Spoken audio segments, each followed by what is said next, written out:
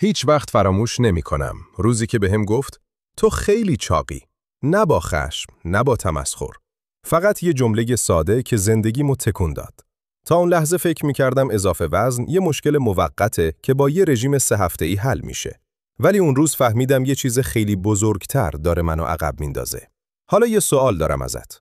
اگه بدونی فقط یه تغییر کوچیک توی طرز فکرت میتونه همه چی رو عوض کنه، انجامش میدی؟ بیشتر آدم‌ها بارها وزن کم کردن و دوباره برگشته. چرا؟ چون همه فقط دنبال یه عدد روی ترازو هستن، نه یه هویت جدید. اما امروز میخوام چیزی رو بهت نشون بدم که هیچ رژیم یا برنامه ورزشی بهت نگفته. راز کسایی که وزن کم میکنن و برای همیشه تو همون فرم میمونن. اگه تا آخر این ویدیو با من باشی، نه تنها دلیل شکست رژیم هاتو میفهمی، بلکه یه نقشه واقعی برای رسیدن به بدنی که لایقشی به دست میاری. حاضری؟ چون قرار نگاهت به کاهش وزن برای همیشه تغییر کنه. توی این ویدیو قراره چیزی یاد بگیری که بیشتر آدم‌ها هیچ وقت بهش نمیرسن. چطوری بدون رژیم‌های سخت و بی‌نتیجه وزن کم کنی و این بار واقعاً نگهش داری. نه با گرسنگی کشیدن، نه با قرص یا دمنوش، بلکه با یه تغییر ساده که همه چیز رو از ریشه تغییر میده. تو فقط نیاز به اراده نداری. تو نیاز به یه نقشه داری، یه مسیر واقعی که با زندگی واقعی همخوان باشه.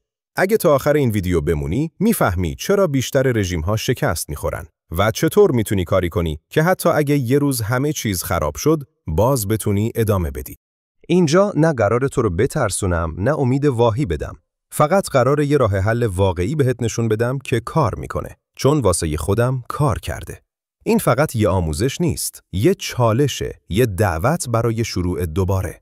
اگه آماده‌ای تغییر رو شروع کنی، وقتشه تمرکز کنی و تا آخر با من بمونی. قول میدم پشیمون نمیشی. اکثر مردم فکر میکنن برای لاغری فقط باید کمتر بخورن یا بیشتر ورزش کنن. ولی اصل داستان یه چیز دیگه است. اولین نکته مهم اینه که کاهش وزن واقعی با کالری کمتر از مصرف روزانه شروع میشه. یعنی اگه بدنت 2500 کالری میسوزونه، باید حدود 2000 تا بخوری. این قانون فیزیکه، نه سلیقه. نکته دوم، پروتئین رو جدی بگیر. چون وقتی پروتئین کافی بخوری، حتی در حال کاهش وزن، عضلات حفظ میشن و بدن فرم میگیره، نه فقط لاغر و شل. و سومین نکته، پیگیری و نظم. فقط یه هفته رژیم گرفتن معجزه نمیکنه. باید بدونی چی میخوری و اینو تبدیل به یه سبک زندگی کنی. من خودم یه اپ نصب کردم که فقط با عکس گرفتن از غذاهام کالری و مواد مغذی رو نشون میده. نه سخت بود، نه وقتگیر. فقط باید بدونی داری چی کار میکنی. همه اینا با هم کار میکنن، نه به تنهایی. پس اگه این حرفا بهت انگیزه داد، همین الان مشترک شو و اون زنگوله رو بزن تا ادامه مسیر رو با هم بریم. یادت گفتم اون دختر گفت تو خیلی چاقی؟ راستش اون جمله فقط دردناک نبود، بلکه بیدار باش بود. چون بعدش رفتم سراغ همه چی، رژیم، روزه، دمنوش، ورزش سنگین، اما هر بار برگشتم به نقطه صفر. سوال، چرا بیشتر مردم حتی بعد از کاهش وزن دوباره چاق میشن؟ چون دنبال هدفن، نه هویت. یه تحقیق روی شرکت کننده های برنامه لاغری معروف نشون داد که 80% بعد از 1 سال وزنشون برگشته بود. آمار وحشتناکه نه؟ حالا تصور کن یه نفر به جای گفتن میخوام 10 کیلو کم کنم، بگه من آدمیم که از بدنم مراقبت میکنه. این تغییر زاویه دید همه چی رو عوض میکنه. حالا یه قول کوچیک بهت بدم. اگه بتونی این ذهنیت رو بسازی، دیگه هر بار از نو شروع نمی کنی، چون هرگز متوقف نمیشی. پس تغییر فقط با رژیم نیست. از درون باید شروع شه. از اینکه تو خودتو چی میدونی. تا اینجا رو دیدی؟ یعنی واقعاً جدی هستی؟ پس ادامه بده، چون قرار راز بعدی برات همه چی رو روشن کنه. تا حالا چند بار این جمله رو گفتی؟ فقط امروز رو بیخیال میشم، از فردا جدی شروع میکنم. هممون گفتیم، ولی مشکل اینه که فردا هیچ وقت نمیاد، چون ما عادت کردیم با هر اشتباه کوچیکی همه چی رو خراب شده فرض کنیم. واقعیت اینه که یه روز خراب نمیتونه زحمت یه هفته رو از بین ببره، ولی 2 روز پشت سر هم اون خطرناکه. یه اصل طلایی هست که زندگی منو تغییر داد. هیچ وقت 2 بار پشت سر هم اشتباه نکن. اگه دوشنبه پرخوری کردی، سه‌شنبه برگرد. نذار بشه چهارشنبه، پنجشنبه، بعد بگی از شنبه شروع میکنم. آمار میگه کسایی که فقط همین یه قانون ساده رو رعایت کردن، احتمال موفقیتشون در کاهش وزن 60% بیشتر بوده. چشمهات رو ببند و تصور کن خودتو در آینده با اعتماد به نفس، لباس دلخواه، انرژی بیشتر، سبکتر از همیشه. قول میدم این تصویر فقط یه خیال نیست، یه واقعیته که داره بهت نزدیک میشه. فقط کافیه یکی یکی همین قدم‌ها رو برداری. یه بار یکی از دوستام گفت اگه فقط یه بارم مثل آدمای لاغر فکر می‌کردی، شاید دیگه لازم نبود هر ماه رژیم بگیری.